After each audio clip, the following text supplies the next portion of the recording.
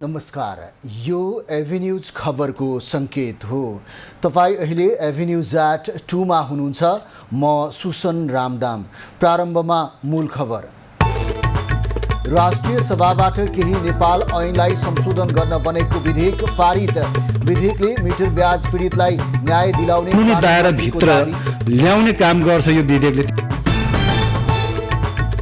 राष्ट्रिय सभा बैठकमा पनि एमाले माग्यो गृहमन्त्रीको राजीनामा। सुन तस्करी गृहमन्त्रीको संलग्नता बिना हुनै नसकिन उहाँले राजीनामा दिएको भए हुन्थ्यो। आफ्नो गुनासो टिपाउन लघुवित्तकारीहरूलाई राष्ट्र बैंकको आग्रह। नियम विपरीत काम गर्ने लघुवित्त संस्थालाई कारबाही गर्ने प्रतिबद्धता। धरानको कृषि पकेट क्षेत्र मानिने हर्दिया जाने सडक अस्तव्यस्त। समयमै निर्माण सम्पन्न नहुँदा स्थानीयलाई शास्ति। र फिफा महिला विश्वकपमा अमेरिका र नेदरल्यान्ड्स बराबरीमा रोकिए। पोर्चुगल र भियतनाम बीचको खेल जारी।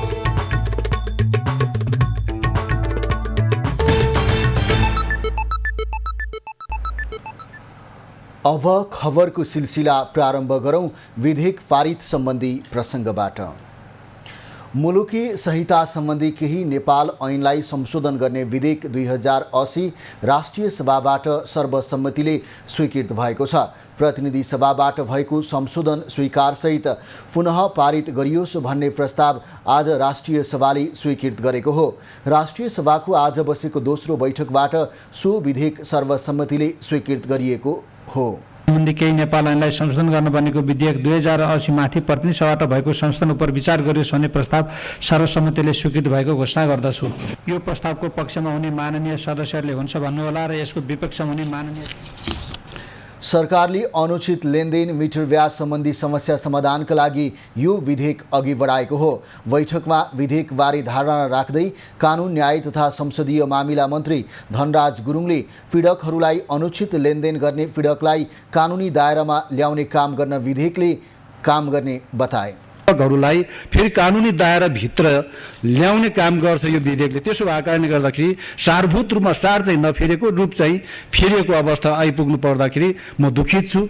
मैले चाहिँ माफी पनि चाहन्छु, म तिर्छु। अनुचित लेनदेनको कार्यलाई फौजदारी कसुर कायम गरी सजायको व्यवस्था गर्न र लेनदेन सम्बन्धी व्यवहारलाई व्यवस्थित र पारदर्शी बनाउने लक्ष्यसहित उक्त विधेयक ल्याइएको हो। राष्ट्रिय सभाबाट पारित विधेयक राष्ट्रपतिले प्रमाणीकरण गरेपछि ऐनको रूपमा लागू हुनेछ। अब यो विधेयक राष्ट्रिय सभाका अध्यक्ष गणेश प्रसाद तिमिल सिन्हाले प्रमाणित गरेर राष्ट्रपति रामचन्द्र पौडेल समक्ष पठाउनेछन्। राष्ट्रपतिले प्रमाणित गरेपछि कानुन बन्नेछ।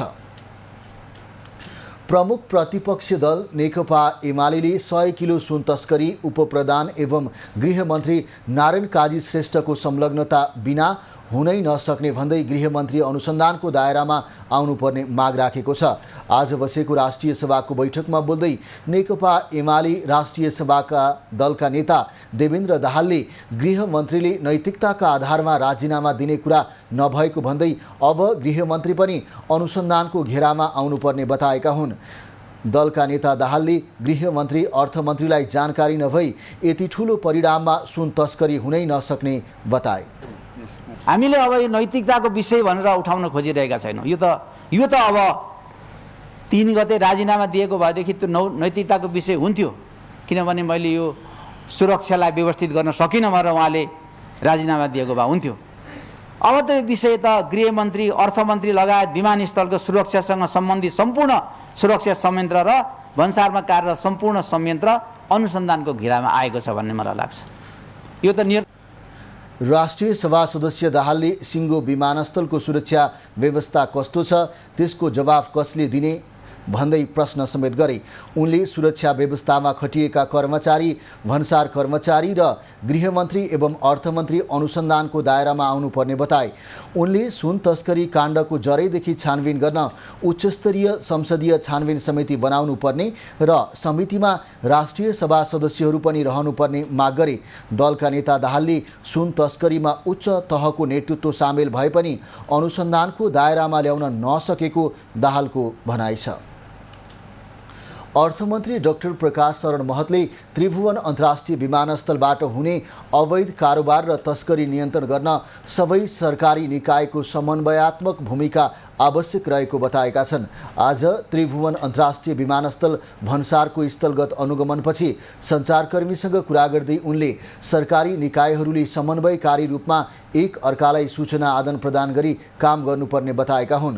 अर्थमन्त्री महतले करिब 1 क्विन्टल सुन प्रकरणमा पनि एउटा सरकारी निकायको सूचनाको आधारमा अर्को सरकारी निकायले बरामद गरेको दावी गरे। अर्थमन्त्री महतले विमानस्थल भन्सारमा गैर कानुनी रूपमा भइरहेका गतिविधिलाई अनुसन्धानमा जोडिएका निकायहरूले निगरानी गर्नुपर्ने उल्लेख गरे। उनले अपराध गर्ने मानसिकता भएका व्यक्तिहरूले यात्रुको रूपमा वा कार्गो मार्फत व्यापारको नाममा दुरुपयोग गर्ने प्रयास गर्ने गरेको भन्दै उनीहरूको प्रयास विफल बनाउन सबै निकायहरू सतर्कताका साथ काम गर्नुपर्नेमा जोड दिए। अर्थमन्त्री महतले कुनै बहानामा सरकारी निकायहरूले उदासीनता देखाउने वा आफ्नो जिम्मेवारीमा क्रियाशील नहुने कुरा मान्य हुन नसक्ने बताए।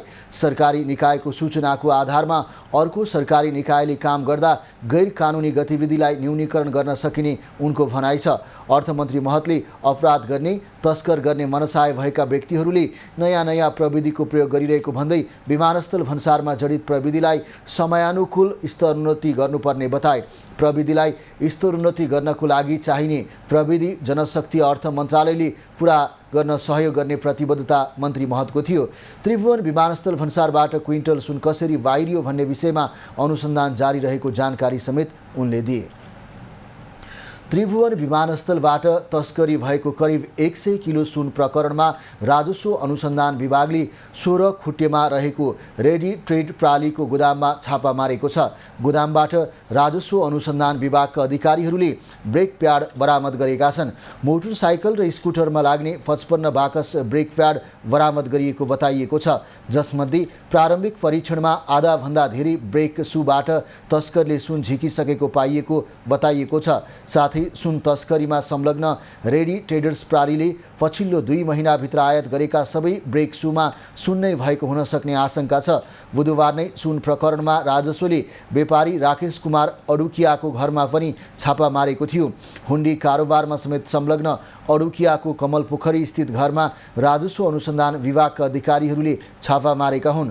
उनले पछिल्लो समय हङकङ, युएई र भारतमा शङ्कास्पद भ्रमण गरेको बताइएको छ। उनको घरबाट केही सामान समेत बरामद गरिएको छ। विभागले बुधबार सुन तस्करीमा संलग्न रहेको आरोपमा थप 1 जनालाई पक्राउ गरेको छ। सुन राख्नको लागि उपत्यकामा राखिएका गोदामको व्यवस्थापनको लागि सहयोग गरेको आरोपमा विभागले सुरेन्द्र तामाङलाई पक्राउ गरेको हो। त्रिभुवन अन्तर्राष्ट्रिय विमानस्थलको भन्सार जाँच पार गरेर साउन 2 गते 1 बाहिरिएको क्विन्टल सुन विशेष सूचनाका आधारमा राजस्व अनुसन्धान विभागको टोलीले बरामद गरेको थियो। हङकङबाट आएको सुन मोटरसाइकल र स्कुटरको ब्रेक सूभित्र लुकाएर ल्याइएको थियो। कोशी प्रदेशको मुख्यमन्त्री नियुक्ति असंवैधानिक रहेको भन्दै सर्वोच्च अदालतमा दायर भएको रिट निवेदनमाथिको फैसला आज आउने भएको छ। बुधबार सर्वोच्च अदालतका न्यायाधीशहरू ईश्वर प्रसाद खतिवडा, डाक्टर आनन्द मोहन भट्टराई र तिल प्रसाद श्रेष्ठको पूर्ण इजलासमा उक्त रिट निवेदनमाथिको बहस सकिएको हो। इजलासले हिजो सुनवाई सकेकाले आज फैसला सुनाउने भएको हो।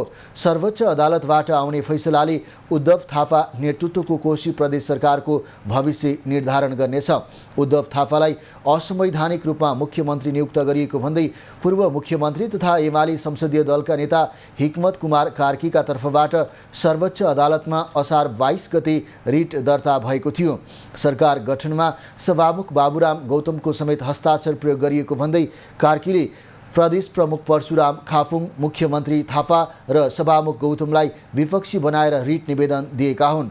रिट निवेदनमा कार्कीले आफूलाई मुख्यमन्त्री नियुक्त गर्न परमादेशको माग समेत गरेका छन्। सभामुख देवराज घिमिरेले नेपालको उन्नति जलविद्युतबाट नै सम्भव रहेको बताएका छन्। आज ललितपुरमा आयोजित सामूहिक विद्युत उपभोक्ता राष्ट्रिय महासङ्घ नेपालले आयोजना गरेको कार्यक्रममा उनले 2 वर्षभित्र देशभरका सबै नागरिकको पहुँचमा विद्युत पुर्याउने लक्ष्यमा सहयोग गर्न आग्रह गरेका हुन्। ऊर्जा ऐन 14 वर्षदेखि अड्किएको कुरा उठेको भन्दै अड्किएका कानुनहरू अघि बढाउने कुरामा आफू गम्भीर रहेको सभामुख घिमिरेको भनाइ छ। सभामुख घिमिरेले थन्किएर बसेका बसेका कानुन अघि बढाउने र कानुनहरू पास गर्ने र संशोधन गर्नुपर्ने काम संसदको भूमिका महत्त्वपूर्ण रहेको बताए। लघु वित्तबाट ऋण लिएकाहरू आफू पीडित भएको भन्दै आन्दोलनमा होमिएका बेला नेपाल राष्ट्र बैङ्कले आफ्नो गुनासो टिपाउन ऋणीहरूलाई आग्रह गरेको छ। आज एक सूचना जारी गर्दै राष्ट्र बैङ्कले नियम बाहिर गई कुनै पनि लघु वित्त संस्थाले काम गरेको पाइए कारबाही गर्ने प्रतिबद्धता जनाएको हो। लघु वित्तले केन्द्रीय बैङ्कले जारी गरेका निर्देशनको पालना नगरेको, तोकेभन्दा बढी ब्याजदर वा अन्य शुल्क लिएको, गैर कानुनी ढङ्गमा सम्पत्ति लिलामी गरेको, उद्यम व्यवसाय गर्न असहयोग गरेको लगायत गुनासोबारे उजुरी गर्न भनेको हो।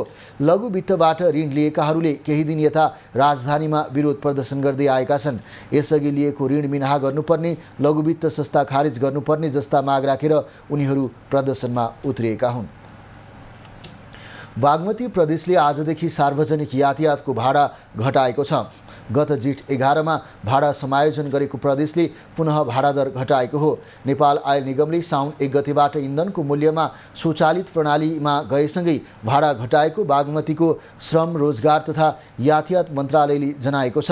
नेपाल आयल निगमले इन्धनको मूल्यमा स्वचालित प्रणाली लागू गरेसँगै इन्धनको मूल्य 5% बढ्दा वा घट्दा भाडा सोही किसिमले घटाउनु वा बढाउनु पर्ने भएकाले भाडा दर घटाइएको हो। बागमती प्रदेशमा चल्ने सवारी साधनमा 2.3% भाडा घटेको मन्त्रालयले जनाएको छ। यस्तै मालवाहक सवारी साधनमा 3.18% र सिटी बसमा 3.26% भाडा घटेको छ। काठमाडौँ उपत्यकामा पहिले 7 किलोमिटरसम्म चढ्ने बित्तिकै 19 रुपैयाँ तिर्नु पर्दथ्यो, अब 18 रुपैयाँ तिर्नुपर्ने हुनेछ। काठमाडौँ उपत्यकामा 5 देखि 10 किलोमिटरसम्म चढ्ने बित्तिकै 25 रुपैयाँ तिर्नु पर्दथ्यो भने अब 24 रुपैयाँ मात्र तिर्नुपर्नेछ। ट्याक्सीको भाडा भने यथावत नै रहने बताइएको छ। नेपाली कांग्रेसका सभापति शेरबहादुर देउवाले पार्टीको केन्द्रीय समितिको बैठकमा कम आलोचना भएको प्रति खुसी व्यक्त गरेका छन्। बुधबार पार्टी केन्द्रीय कार्यालय सानेपामा बसेको केन्द्रीय समितिको बैठकलाई सम्बोधन गर्दै सभापति देउवाले आफूले धेरै आलोचना हुन्छ भन्ने सोचे पनि कम आलोचना भएको भन्दै खुसी व्यक्त गरेका हुन्। उनले कांग्रेसमा सबै नेताहरू 101 भएको कुरा केन्द्रीय समितिको लाइभले प्रमाणित गरेको बताए। धेरै आलोचना होला भनेर कम भयो, त्यसलाई धन्यवाद दिन चाहन्छु। म त धन्यवाद दिन चाहन्छु। र साथसाथै हाम्रो चाहिँ यो अत्यन्तै यो जीवन्त किसिमको चाहिँ लाइभली डिस्कसन हो। यसका लागि हाम्रो 101 योग्य साथीहरू हुनुहुन्छ। वास्तवमा यो लाइभली पनि देखायो, दुनियाँलाई थाहा भयो 101 जुन काङ्ग्रेसमा कोहीभन्दा कम छैन भन्ने कुराको पनि प्रमाण दुनियाँले बुझेको छ। यसका लागि सबै साथीभाइहरूलाई हार्दिक धन्यवाद दिन चाहन्छु।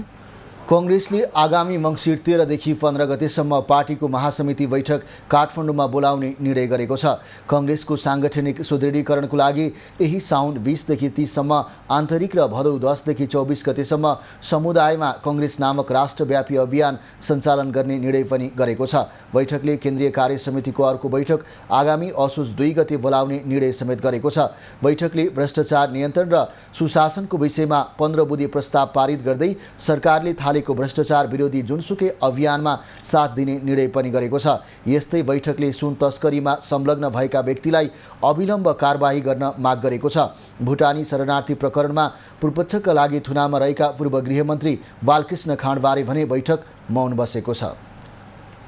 पछिल्लो समय लगातार परिरहेको पानी र सरसफाइमा ध्यान नपुगेका कारण डेङ्गु संक्रमण बढ्न थालेको छ।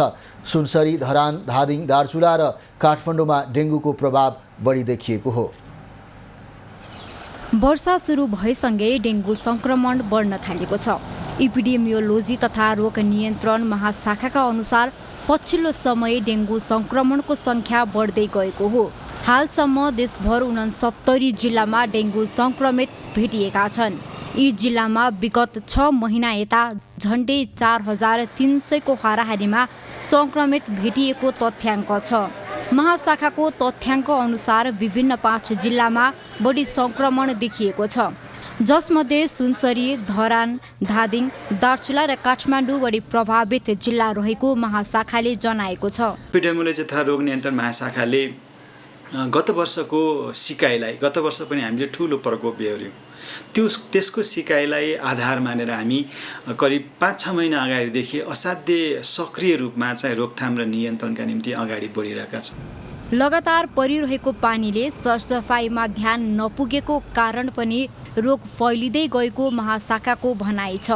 पानी परिसँगै पानी जम्ने र जमेको पानीमा लामखुट्टेको लार्भा बढ्न थालेर संक्रमण संख्यामा वृद्धि भएको हो। संक्रमण नियन्त्रण र न्यूनीकरणका लागि महाशाखाले बढी जोखिम भएका क्षेत्रहरूमा विभिन्न सचेतनामूलक कार्यक्रम र स्वास्थ्य मन्त्रालयसँग समन्वय गरेर काम गरिरहेको जनाएको छ। बढी मात्रामा जोखिम क्षेत्र भएका क्षेत्रहरूमा चाहिँ त्यहाँका जनप्रतिनिधिहरूसँग स्वास्थ्य हेर्ने सम्बन्धित स्वास्थ्य कर्मीहरूसँग छलफल गरेर एउटा हामीले बनाएको डेङ्गु रोकथाम र नियन्त्रण सम्बन्धी एउटा कार्ययोजना स्वास्थ्य सेवा विभागले बनाएको छ।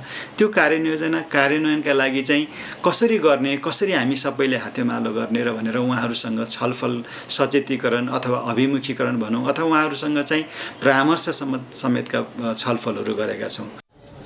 महाशाखाको तथ्याङ्क अनुसार कोशी प्रदेशमा सबैभन्दा बढी संक्रमित भेटिएका छन्। हालसम्म कोशी प्रदेशमा 2754, बागमती प्रदेशमा 767, गण्डकी प्रदेशमा 344 र सुदूरपश्चिम प्रदेशमा 316 जना डेङ्गुबाट संक्रमित भएका छन्। सरकारले डेङ्गु नियन्त्रणका लागि कार्ययोजना समेत कार्यान्वयनमा ल्याएको छ। डेङ्गुबाट जोगिन सफाइमा ध्यान दिनुका साथै नागरिक आफै पनि सचेत हुनु आवश्यक रहेको स्वास्थ्य कर्मी बताउँछन्। क्यामेरामा शैलेन्द्र गोविन्द अमात्यका साथ यशोधा चौलागाई, काठमाडौँ। खबरको सिलसिला अझै जारी छ, हामीसँगै रहनुहोला। अब बाँकी खबर। धरान उपमहानगरपालिकाको कृषि पकेट मानिने हर्दिया जोड्ने सडक लामो समयदेखि अलपत्र रहेको छ। 2075 सालमा ठेक्का सम्झौता भएको सडक म्याद गुज्रिएर थपिएको समय सीमा सकिँदा पनि सडक निर्माण पुरा नहुँदा स्थानीय शास्ति बिहोर्न बाध्य छन्। धरान उपमहानगरपालिका 4 हर्दिया धरान उपमहानगरपालिकाको कृषि पकेट क्षेत्र हो। यहाँ विभिन्न प्रकारका कृषिजन्य वस्तु उत्पादन हुन्छन्। यहाँका सर्वसाधारणले उत्पादन गरेको कृषि सामग्री धरानसम्म ल्याएर बिक्री गर्ने गर्छन्। हर्दियाबाट धरान उपमहानगरपालिकाको धरानसम्म आइपुग्न करिब 16.5 किलोमिटरको दूरी यात्रा तय गर्नुपर्ने हुन्छ। सडक सञ्जालले नछोएको यो स्थानमा सडकको आवश्यकता महसुस गरी 2075 सालमा लुम्बिनी गजुरमुखी जोइन्ट भेन्चरले ठेक्का लियो, तर कोभिड महामारीका कारण समय सीमामा काम सम्पन्न नभएपछि पुनः म्याद थपियो। थपिएका म्याद समेत भर्खरै अर्थात् 2080 असार मसान्तमा सकिएको छ, तर पनि सडक निर्माण हुन सकेको छैन। सडकको विषयमा पटक पटक प्रदेशको भौतिक मन्त्रालयमा गएर ध्यानाकर्षण गराउँदा पनि काम सुरु नभएको जनप्रतिनिधिहरू बताउँछन्। टेन्डर लगाइएको अर्को चाहिँ यो बाटोले यो सडक खण्डमा पर्ने बत्तीको पोलहरू कतिवटा पर्छ र कति सार्नुपर्छ भन्ने कुराको एक्ज्याक्ट त्यसको एस्टिमेट पनि ननिकाली योजना निकालेको थियो। योजना चाहिँ टेन्डर परेर आएको हुँदाखेरि एक त साइट क्लियरेन्स नभएकोले गर्दा पनि यो ढिलो भएको अवस्था हो। कोरोना संक्रमणले 2 वर्ष काम रोकिएकोमा पछिल्लो समय बीचमा राष्ट्रिय वन पर्ने भएकाले अघि बढ्न सकेको छैन। वनको संक्षिप्त वातावरणीय अध्ययन तथा प्रारम्भिक वातावरणीय प्रशिक्षण सम्बन्धी नमुना कार्यविधि नबनेकाले पनि काम अघि बढ्न सकेको छैन। सब डिभिजन वन कार्यालय धरानले भने सडक निर्माणका लागि वन ऐन र नियमन अनुसार प्रक्रिया नपुगेको जनाएको छ। हामीले पनि बाटो चाहिन्छ, तर यसमा बल गर्ने भनेपछि हाम्रो सडक विभाग होइन वन विभाग हो। हामी सडकको लागि बल गर्न मिल्दैन, आफ्नो विभाग हो। अरू हामीले नपाएको चाहिँ अधिकार सडकको लिन मिल्दैन, यो काम सडकले नै गर्नु पर्यो। प्रदेश सरकारले ठेक्कामा दिएको भौतिक संरचना धेरैजसो अल्पत्र पर्ने गरेको धरान उपमहानगरको आरोप छ। समयमै काम नसक्ने ठेकेदारलाई मन्त्रालयले कालो सूचीमा राखेर कारबाही गर्नुपर्ने उपमहानगरले माग गरेको छ।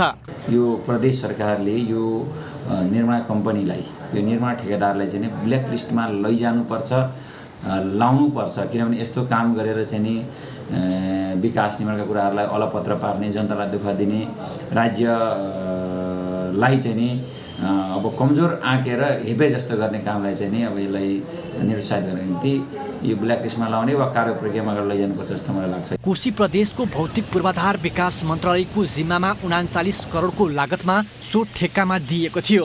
तर 2 वर्षभित्रमा सम्पन्न गर्नुपर्ने सडक 5 वर्ष बितिसक्दा पनि अधुरै रहेको छ। विनय प्रधान, धरान।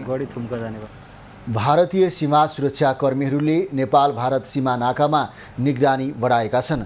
पाकिस्तानी महिला सीमा हैदर कपिलवस्तुको सीमा नाकाबाट भारत प्रवेश गरेको भन्दै भारतीय सीमा सुरक्षा कर्मीहरूले कपिलवस्तु जिल्लाको कृष्णनगर, मर्यादपुर, चाकरचौडा लगायतका सीमा नाकाहरूमा निगरानी कडा बनाएका हुन्। सीमा नाकामा परिचय खुल्ने नागरिकता, मतदाता परिचय पत्र, आधार कार्ड, सवारी साधन चालक अनुमति पत्र, जन्म दर्ता लगायतका कागज पत्रबाट परिचय खुले मात्रै सीमा पार गर्न दिएको छ। अचानक औषधि उपचार गर्न भारततर्फ जान लागेका नेपाली सर्वसाधारणहरू भारत प्रवेश गर्न नपाउँदा यसबाट समस्या परेको बताइएको छ। बुटवल, पोखरा र काठमाडौँबाट दिल्लीतर्फ जाने नेपालतर्फका बसहरूको आवागमनलाई समेत भारतीय सुरक्षा कर्मीहरूले रोक लगाएका छन्। सीमा क्षेत्रमा भारतीय सीमा सुरक्षा कर्मीहरूले प्रत्येक यात्रु तथा सीमा पार गर्ने सर्वसाधारणहरूलाई शारीरिक रूपमा साथै माल सामान र सवारी साधनहरूको कडा चेक जाँच गरेर मात्रै सीमा पार गर्न दिएका छन्। तर सीमा क्षेत्रमै नेपालतर्फ खटिएका सुरक्षा कर्मीहरू भने चेक जाँच तथा अन्य सीमा सुरक्षाका बारेमा बेखबर देखिएका छन्। संस्कृतिको संरक्षण गर्दै पर्यटन प्रवर्धन गर्ने लक्ष्यले भोजपुरको हतुवागढी गाउँपालिकामा 2 करोड लगानीमा दिमालुङ स्मारक पार्क निर्माण भएको छ। गाउँपालिकाको योजना तथा प्रदेश सरकारको लगानीमा स्मारक पार्क निर्माण गरिएको हो। भोजपुरको हतुवागढी गाउँपालिकामा 2 करोड बढी लगानीमा दिमालुङ स्मारक पार्कको निर्माण गरिएको छ। किराती राईहरूको आस्थाको केन्द्रको रूपमा रहेको यो स्थान वडा नम्बर 2 र 3 को सिमानामा रहेको छ। यो स्थानमा कोशी प्रदेश सरकारको पर्यटन मन्त्रालय र भवन तथा शहरी विकास मन्त्रालय धनकुटाको 2 करोड 8 लाखसँगै गाउँपालिकाको 5 लाख गरी कुल 2 करोड 13 लाखको लगानीमा पार्क निर्माण गरिएको हो। आर्थिक वर्ष 2074-75बाट निर्माण सुरु भएको पार्कलाई पर्यटकीय क्षेत्रको रूपमा स्थापित गर्ने लक्ष्य लिएको छ। यो चाहिँ अब हाम्रो हतुवागढीको विभिन्न पर्यटकीय गन्तव्यहरू के हुन सक्छन् भन्दा यो दिमालुङ ढुङ्गा जुन छ, दिमालुङ यसलाई स्मारकको रूपमा व्यवस्थित गरेर यसलाई चाहिँ हामीले एउटा गन्तव्यको रूपमा यसलाई चाहिँ जोड्न खोजिरहेछौँ। यस स्थानमा गाउँपालिकाले निर्माण गरिरहेको जोर आहाल सङ्गामचुली दिमालुङ पदमार्गको अन्तिम बिन्दु हो। यो स्थानमा पर्यटकलाई लक्षित गरेर किराँत संस्कृतिसँग जोडिएका संरचनाहरू निर्माण गरिएका छन्। यहाँ रहेको किराँत इतिहास बोकेको दिमालुङ ढुङ्गाको संरक्षण गर्दै पार्क निर्माण गरिएको हो। किराँत समुदायले वर्षमा 2 पटक यो क्षेत्रमा साकिन वा नाच्ने र पुज्ने गरेका छन्। यसले यहाँको संस्कृतिको संरक्षणसँगै पर्यटन प्रवर्धनमा टेवा पुग्ने गाउँपालिकाको भनाइ छ। यो आर्थिक वर्षमा पनि विस्तारका लागि काम गर्ने गाउँपालिकाले जनाएको छ। दिमालुङ पार्कको आवश्यक व्यवस्थापनका लागि कोशी प्रदेश सरकारको 25 लाख र गाउँपालिकाको 7 लाख लागतमा काम गर्ने गाउँपालिकाको योजना छ। प्रदेश सरकारको लगानीमा चाहिँ गत साल यो यहाँ भएका संरचनाहरू, पार्कका संरचनाहरू निर्माण भए। यस वर्ष चाहिँ यो प्रदेश सरकारबाट यसमा बजेट परेन। त्यही कारणले हामीले गाउँपालिकाको तर्फबाट 7 लाख बजेट विनियोजन गरेर यसमा थप संरचनाहरू निर्माण गर्ने र यसलाई व्यवस्थापन गर्ने र यसको एउटा पर्यटनसँग आबद्ध गरेर चाहिँ एउटा शुल्कसँग पर्यटन आउने जाने कुरालाई पनि आबद्ध गर्ने हाम्रो लक्ष्य छ। गाउँपालिकाले पर्यटनसँग जोडेर ऐतिहासिक क्षेत्रको योजनाबद्ध विकासमा खेलेको भूमिका प्रशंसा योग्य रहेको स्थानीयवासीको भनाइ छ। यस्ता ऐतिहासिक ठाउँको संरक्षणसँगै प्रचार प्रसार गरेर गाउँपालिकाले राम्रो आर्थिक स्रोतको स्थापना गर्न सकिने देखिएको छ। युवराज विष्ट, भोजपुर। अब पालो एभिन्यू जाट बिजनेसको।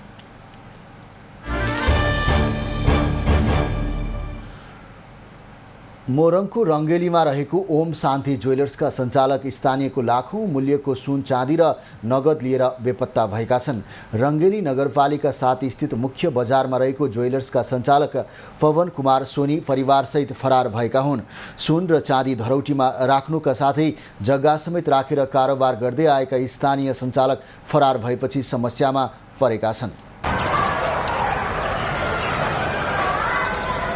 बुवाले चाहिँ इन्डियादेखि जग्गा बेचेर अनि 13 लाख रुपियाँ क्यास दिएको थियो। मेरो चाहिँ काम गरेर 2 किलो चाँदी थियो।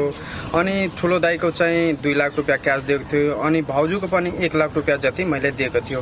त्यसको मलाई चाहिँ न त के दियो। 4-5 वर्ष भयो कारोबार गरेको, लिँदै गरिन्थ्यो हैन। अनि अब पोहोर वैशाखदेखि चाहिँ मैले मागेको अनि हुन्छ दिन्छु जग्गा बेच्दैछु म 1.5 करोडमा तपाईँको भदौ 10 गतेसम्म दिन्छु भन्नुहुन्थ्यो अनि हुन्छ होला भनेर अब आशमा बस्यो ब्याज पनि 1 वर्षै भइसक्यो नदिएको 5 लाखको ब्याज 4 तोला सुन दिएको थिएँ अनि त्यसले रसिद पनि काटेर दिएको छ तर पटक पसलमा जाँदाखेरि माग्दाखेरि आज दिन्छु भोलि दिन्छु अनि त्यही हो अब चाहिँ आज दिन्छु भोलि दिन्छु भनौँ। सोनीको फसलमा कसैले सुन र कसैले चाँदी राखेर रकम लिएको र कसैले ब्याजमा नगद दिएका थिए। रङ्गेलीकी दुर्गा मन्दिरको पछाडि बस्दै आएका सोनी बेपत्ता भएपछि स्थानीयले प्रहरीमा उजुरी दिएका छन्। पीडितहरू साथी थिए विश्वास थियो उसले भाउन भाइ घर बनाउने बेलामा त अलिअलि के गर्नुपर्छ म आफ्नो जग्गा बेचेर त्यसलाई 3वटा 4वटा किस्ता गरेर जम्मा 30 लाख रुपियाँ दिएको छु र इलाका प्रहरी कार्यालयमा हामी 34 जना मिलेर एकचोटि उजुरी दिएका थियौँ। म आफ्नो बहिनीको लागि त्यो जग्गा बेचेर पैसा ब्याङ्कमा राखेको थिएँ अनि म त्यही पसलमा काम गर्ने स्टाफ पनि थिएँ अनि ब्याङ्कमा पैसा राखेको उसले थाहा पायो पवन छोरीले अनि ठिकै छ ब्याङ्कमा राखेको छ यहाँ मलाई दिँदै गर पैसा म तिम्रो बहिनीको लागि पछि म सहयोग गरिदिन्छु तिमीलाई टेन्सन हुँदैन आखिर ब्याङ्कमा राखेको छ यहाँ पनि राखेकै हो अनि के गर्छु अनि मैले बिस्तारै उसलाई दिँदै गरेँ पैसा 4 लाख रुपियाँ हो नगद चाहिँ 1 वर्ष हुनु नाटो उयो ब्याज नदिएको चाहिँ कति कार्तिकमा 1 वर्ष हुन्छ मलाई पनि त्यसै गरेर झुक्याएको उयो भदौ 10 गतेसम्ममा दिइसक्छु भनेर भनेको थिएँ अहिले अब फरार हुनुभयो। प्रहरीमा स्थानीयले 2 करोड 65 लाखभन्दा बढी मूल्य बराबरको सुन चाँदी र नगद लिएर फरार भएको भन्दै उजुरी दिएका हुन्। सोनीले आफू बस्दै आएको घर समेत लुम्बिनी विकास बैङ्कमा धितो राखेर 1 करोड ऋण लिएको र सो रकम नतिरेपछि लिलामी प्रक्रियामा रहेको खुलेको छ। उनले रङ्गेलीकै बैङ्क तथा अन्य वित्तीय संस्थाबाट पनि लाखौँ रुपैयाँ लिएको बताइएको छ। अब पालो कृषि खबरको।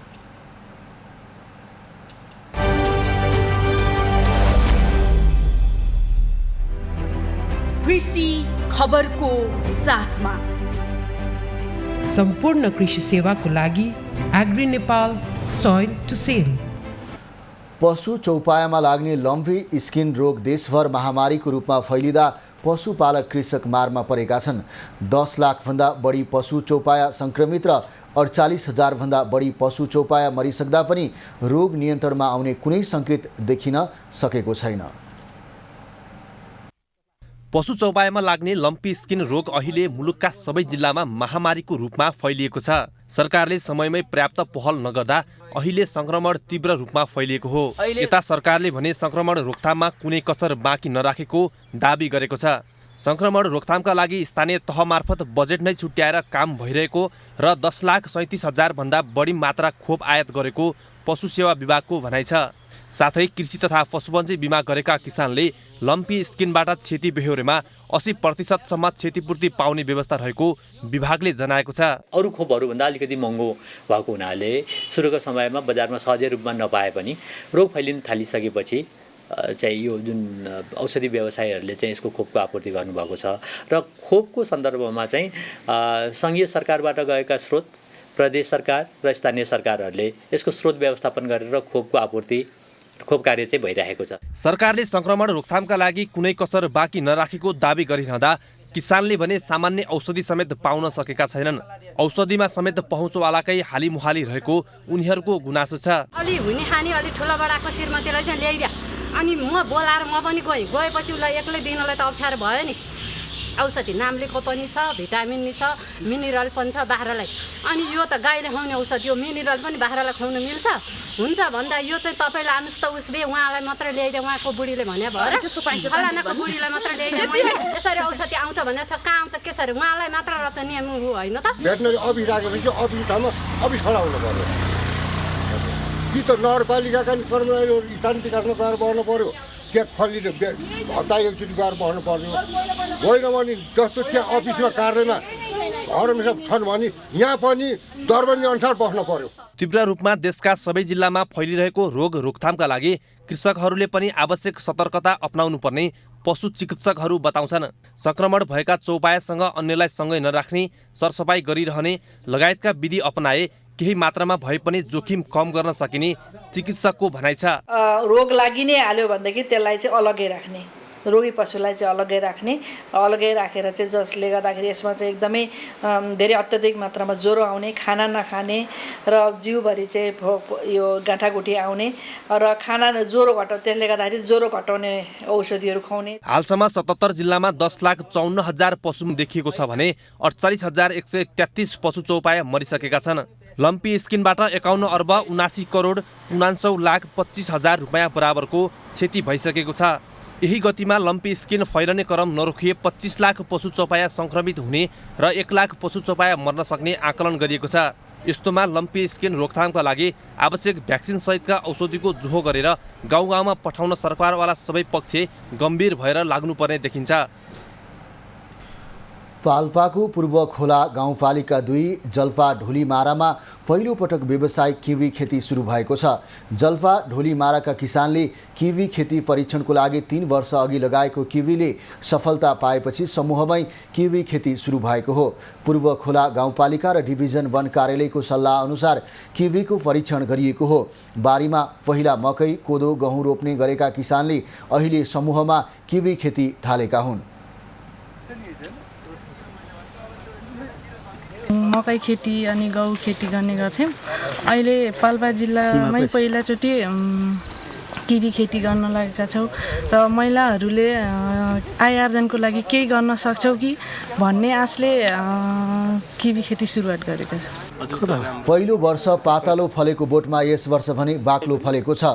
समूहमा रोपेको किवीले राम्रो फल दिएपछि कम्तीमा 10 बोट लगाउने योजना स्थानीय किसानले बताएका छन्। ढोलीमारालाई पर्यटकीय गाउँ बनाउने योजना अनुसार किवी खेती पनि एक आकर्षण हुने स्थानीयको विश्वास छ। यसलाई चाहिँ हामीले त्यो मान्छेहरूको हामीलाई लिजमा माग्यौँ र लिजमा लियौँ। त्यसपछि हामीले किवी खेती सुरु गऱ्यौँ र यो किवी खेतीले भविष्यमा गएर यो राम्रोसँग गर्दै गयौँ र पकेट क्षेत्र ठुलो गराइसकेपछि हामीले यहाँका गरिब बासिन्दाहरूलाई चाहिँ यो आफ्नो घर धान्नलाई चाहिँ सुविधा पुग्छ भनेर यो हाम्रो सोचाइले चाहिँ हामीले यसमा 59 घरधुरीलाई चाहिँ समावेश गरेर काम गरेका छौँ। गाउँमा आउने पर्यटकलाई यसको स्वाद चखाउने योजना गाउँलेको छ। ढोलीमारा, साठीकोल र मैदान लगायतका गाउँमा किवीको पकेट क्षेत्र बनाउन सकिन्छ। भौगोलिक बनावट र मौसम पनि मिलेकाले जल्फाको ढोलीमारामा किवी खेती सफल भएको डिभिजन 1 कार्यालयले जनाएको छ। खबरको सिलसिला अझै जारी छ, हामीसँगै रहनुहोला। जापानिज प्रविधिमा सञ्चालित लिफ्ट, अटो टोयलेट, जागुजीको प्रयोगमा डिलक्स तथा स्वीट रुमहरू, सेमिनार हल सहितको होटल सारा Pokhara, lake side 14 number street. Shivam cement, भरोसा अटुट सम्बन्धको।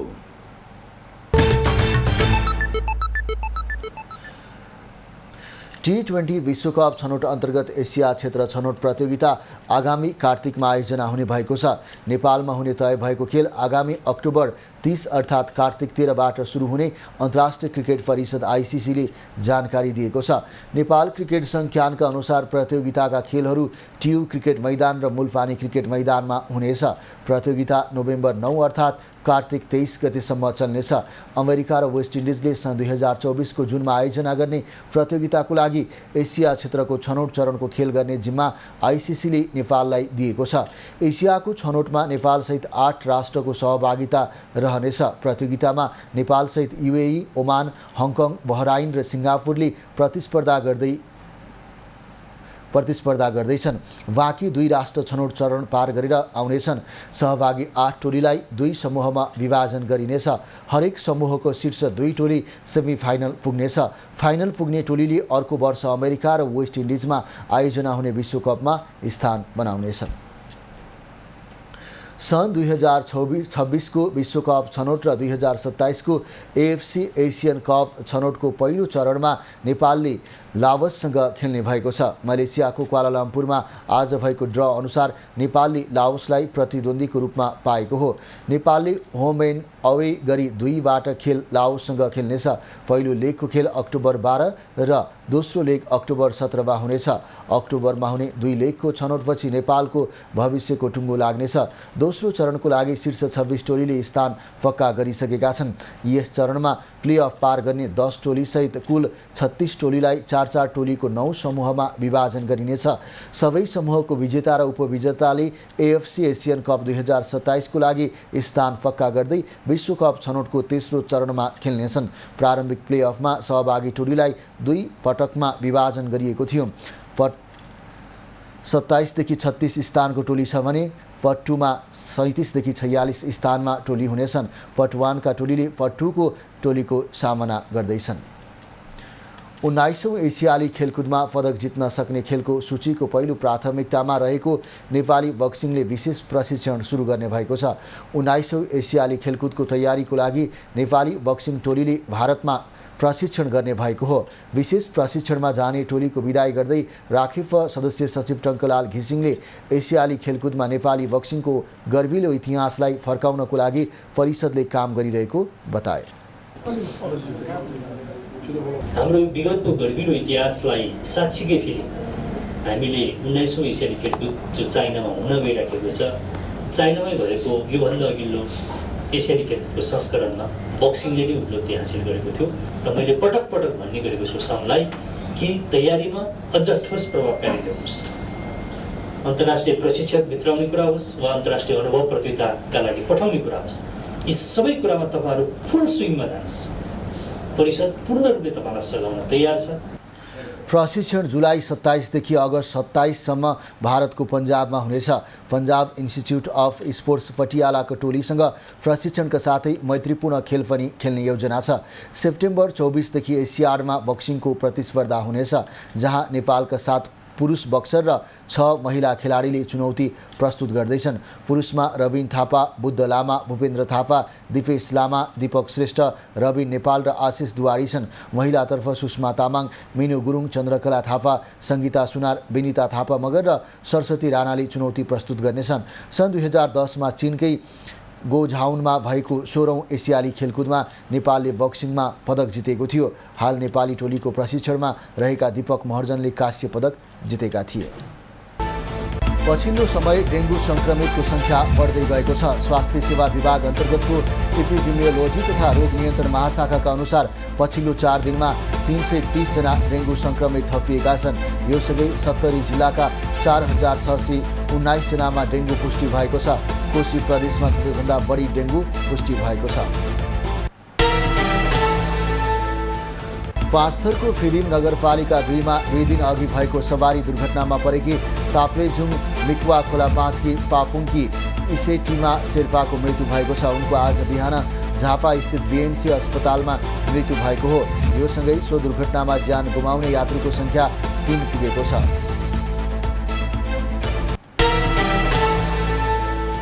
नेपाली कङ्ग्रेसका महामन्त्री गगन थापाले पार्टीको केन्द्रीय समिति बैठकमा फरक मत दर्ता गराएका छन्। भ्रष्टाचारको आरोपमा पक्राउ परेका कङ्ग्रेस नेता तथा पूर्व गृहमन्त्री बालकृष्ण खाँडलाई पार्टी सदस्यबाट निष्कासित गर्नुपर्ने र अनुसन्धानको लागि सघाउ पुर्याउनु पर्ने भन्दै उनले 11 बुँदे फरक मत दर्ता गरेका हुन्।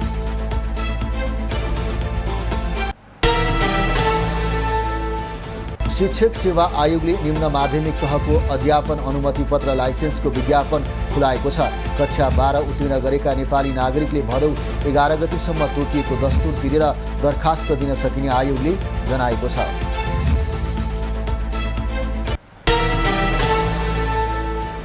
चिकित्सा शिक्षा आयोगले प्राविधिक शिक्षा तथा व्यावसायिक तालिम परिषद सिटिभिटीलाई जथाभावी सम्बन्धन दिन र विद्यार्थी भर्ना सिट तोक्ने जस्ता कार्य नगर्न आग्रह गरेको छ। सिटिभिटीलाई नयाँ सम्बन्धन दिने, विद्यार्थी सिट सङ्ख्या तोक्ने, प्रवेश परीक्षा लिने सम्बन्धी सूचना प्रकाशित गर्ने जस्ता कार्य नगर्न आयोगले भनेको हो। आयोगले यसअघि नै चिकित्सा शिक्षाको सम्बन्धनका लागि सिफारिस गरिसकेको, विद्यार्थी भर्नाको लागि सिट निर्धारण गरिसकेको स्पष्ट पारेको छ। काठमाडौँ महानगरपालिकाले तोकिएको अवधिभित्रै आफ्नो वडा कार्यालयमा कर बुझाउन र छुट सुविधा लिन आग्रह गरेको छ। महानगरको राजस्व विभागले आज सूचना निकालेर कर बुझाउन र महानगरको आर्थिक ऐन अनुरूप तिर्न बुझाउनु पर्ने सम्पत्ति कर, बहाल कर र व्यवसाय करमा दिएको छुट सुविधा लिन आग्रह गरेको हो।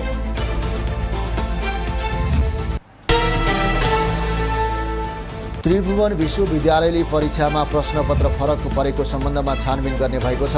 यही साउन 8 गते भएको मानविकी तथा सामाजिक शास्त्र संकाय अन्तर्गत 4 वर्षीय स्नातक तह तेस्रो वर्षको ऐच्छिक विषय पर्यटन विकासको परिचयको सट्टा असार 28 गते सम्पन्न भइसकेको भारतको आधुनिक इतिहास विषयको प्रश्नपत्र परीक्षार्थीलाई बाँडिएको थियो।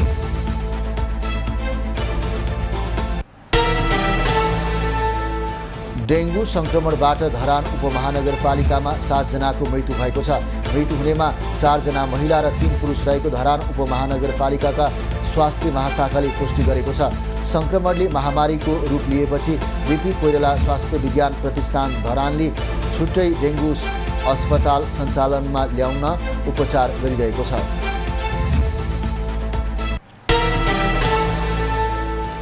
केन्द्रीय बैंकले मुद्दती निक्षेपमा 41 करोड रुपैयाँ लगानी गर्ने भएको छ। राष्ट्र बैंकले आफ्नो उपदान तथा पेन्सन कोषमा रहेको रकम बैंक तथा वित्तीय संस्थाको मुद्दती निक्षेपमा लगानी गर्न लागेको जानकारी दिएको हो। केन्द्रीय बैंकले 2080 साउन 16 गतेदेखि 2081 साउन 16 गतेसम्म मुद्दती निक्षेपमा लगानी गर्न लागेको हो। स्थानीय तहको 85% सम्मको निक्षेपमा गणना भएको रकम नेपाल राष्ट्र बैंकले तानेपछि बैंकहरूमा निक्षेप घटेको छ। बैंकहरूमा साउन यता नै 1 खर्ब 51 अर्ब निक्षेप घटेको छ।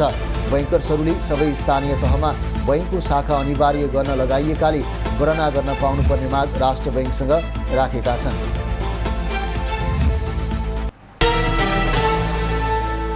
सरकारले चोबार सुक्खा बन्दरगाह सञ्चालनको जिम्मा निजी क्षेत्रलाई दिने भएको छ।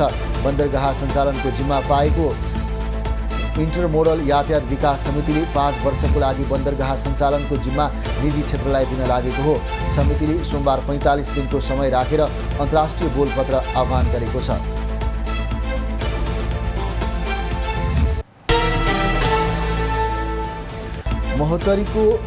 महोत्तरी गाउँपालिका 2 मा रहेको एनएमबी बैंक लुटेर भागेका मध्ये 1 जनालाई प्रहरीले पक्राउ गरेको छ। पक्राउ पर्नेमा भारत बिहारका 20 वर्षीय अजय कुमार रहेका छन्। 15,01,493 नगद र कर्मचारीको मोबाइल लुटिएको 57 दिनपछि उनी पक्राउ परेका हुन्। अब पालो एभिन्यूज एट मौसमको।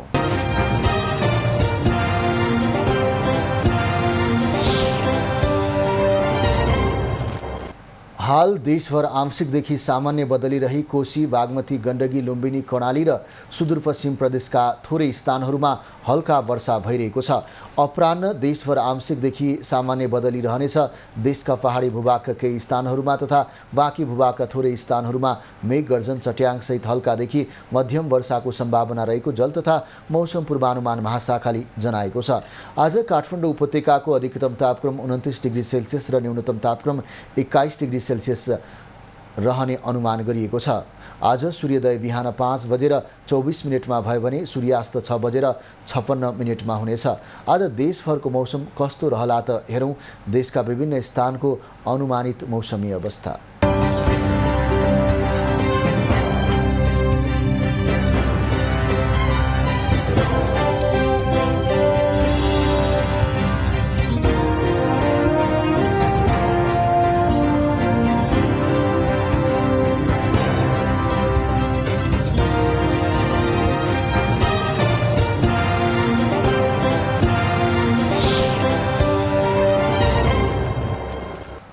अहिलेलाई खबरको क्रम यति नै। एभिन्यूज खबरका यी सहित अन्य विस्तृत खबरको लागि www.avenews.tv लगइन गर्न सक्नुहुनेछ। युट्युब, फेसबुक र ट्विटरमा पनि हामीलाई फलो गर्न सकिनेछ। खबरभित्रको खबरको लागि हेर्दै रहनुहोला एभिन्यूज खबर। नमस्कार।